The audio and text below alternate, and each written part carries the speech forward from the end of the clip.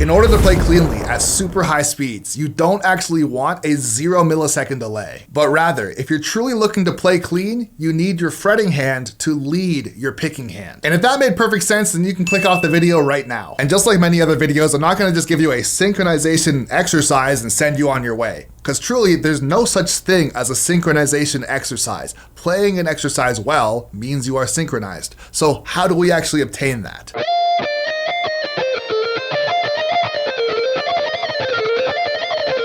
So first we have to understand how notes are structured when we play them on the guitar. And we're gonna keep this very simple. Notes are made up of 3 main parts.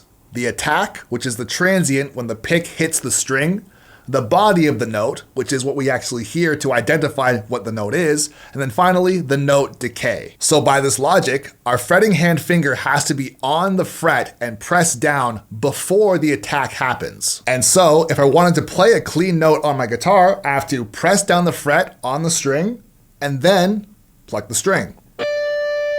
Which is pretty obvious, but I'm trying to keep this extremely simple on purpose. And if you're paying attention, you would have noticed something. What you hopefully noticed in this very slowed down and simple example is that I still had to fret and then pick the note. There's technically a point in time where if you are to pick the string at the exact same time as you are fretting the note, this is by definition playing perfectly synchronized. And if you do this, you're actually gonna sound sloppy. And this is extremely important because at high speed, you don't have time to register if the note is going to be clean. This is where syncing up our hands comes into play. In order for any of the structure to actually work, we first have to fret the note and then play it. If we try to pluck the string and then fret the note in a very, very quick window, that is how you have sloppy play. Your picking hand attacks before your fretting hand frets. And I know we're taking a lot of time going under the microscope to really look at how this truly works, but there are so many exercises out there that say, just do this and it will work.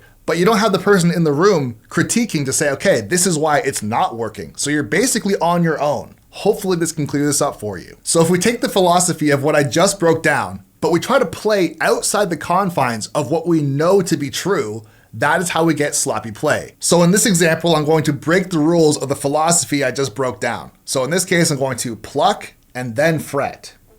And that's how we get that horrific sound, especially when we're trying to play fast leads, and it really falls apart quickly. Essentially what's happening is that all the energy is going into the string with the pluck, and then I'm instantly muting it with my pinky finger in this case. And if you're spending a very short amount of time on the string, because let's say we're trying to play sweep picking or we're trying to alternate pick at like 150 BPM or above, that note just completely dies. There is no time to hear the clarity or the body of the note and say, okay, this is actually clean. And when you pluck the string right before you fret it, you kind of get this weird sensation under your fingers. I kind of like to think of it like the guitar strings biting back at your fretting hand, which leads me to another indicator of playing cleanly. If you fret the note and then pluck it, you should not feel this vibration under your fingers. So if I want to play something like this, even though it looks very smooth, I am 100% fretting and then plucking, as we've already gone over at this point. And if I do it the opposite way, it looks like this, which obviously is incorrect. And so now with this information, there are still 2 major pitfalls that can make us play very sloppy once we understand how this actually works. The first one here is that when we're playing on lower strings, they have more resilience to ring out during sloppy play versus the higher, thinner strings that will die out much quicker. For example, if I play the exact same thing on the low E string, I'm still getting that biting sensation against my fingers, but you can kind of hear the notes. Versus if I play it properly, it's obviously much clearer, and I don't have that buzzing, biting sensation under my fingers. And this right here is one of the huge red flags that nobody talks about when you're playing across 6 strings. When you play on the low strings, it sounds pretty warm and still kind of decent, but when you get to the top, it's so chopped up and sloppy sounding that you think, I'm just running out of gas or I'm falling out of time.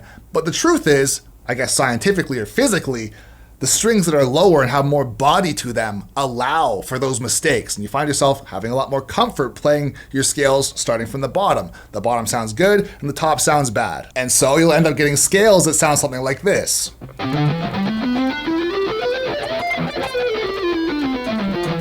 The bottom sounded all right, but the top was a mess. And so one huge tip, and if this is the only part of the video that you get value from, then it was still worth it for you. And that tip is practice your scales from the top and play them top, down, and then back to the top.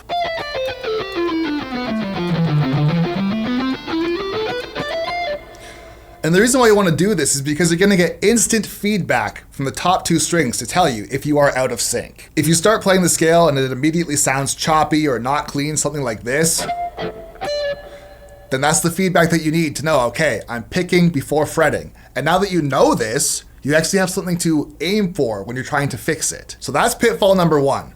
Pitfall number two is actually the travel distance of our fretting hand to the strings. And this is gonna sound like a hot take because there are so many guides out there saying you gotta fix flying pinky, you don't want your fingers to be super far away from the fretboard. Well then please explain this.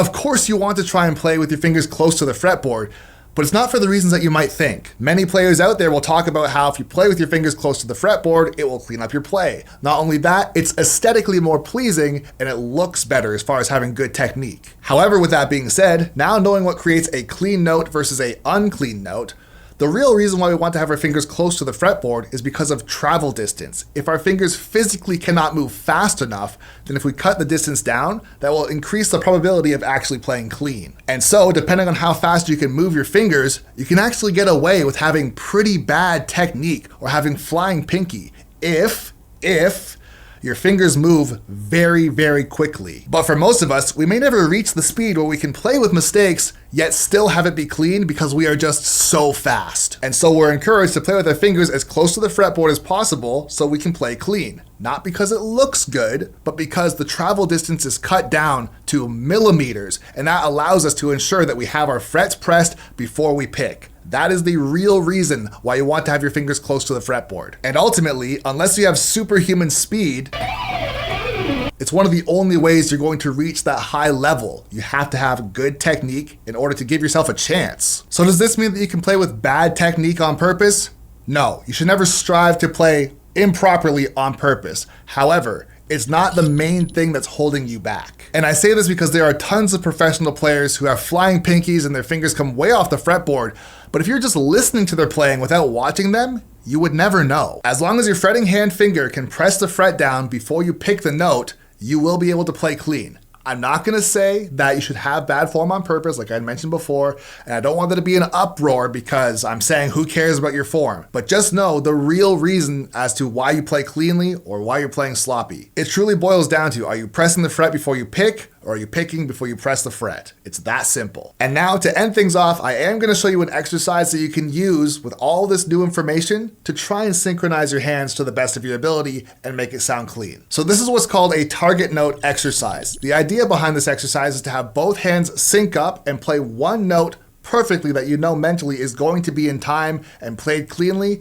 and then the rest should fall in line, especially if you pay attention to the principles that we had talked about previously. So our target note is going to be an upstroke on the 15th fret. Once we play the entire pattern and it repeats, that's the note that we are going to aim for to ensure that we are still synced up. And the exercise looks like this.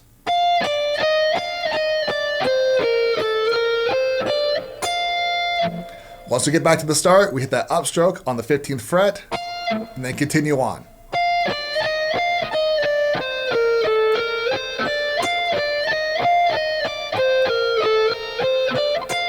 And when we play the target note, we also want to accent it. And by that, I mean just dig in a little bit more and try to make it a bit louder. Don't go crazy and start slamming your guitar or anything like that, but just accent the note and give yourself that mental signal to say, okay, this is where we're trying to get back in line. This is where we're gonna try and sync up and be on the beat.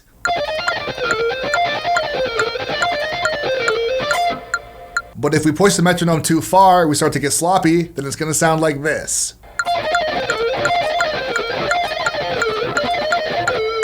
Then of course we have to slow down, take a break, and then also take a look at our technique. if we're at a point where our flying pinky or flailing fingers is actually the real reason why we're being held back, then yes, this is where we truly do need to slow it back down and try to get our fingers as close to the fretboard as possible. And if you're playing at a much slower tempo and your technique is good, but it sounds like this,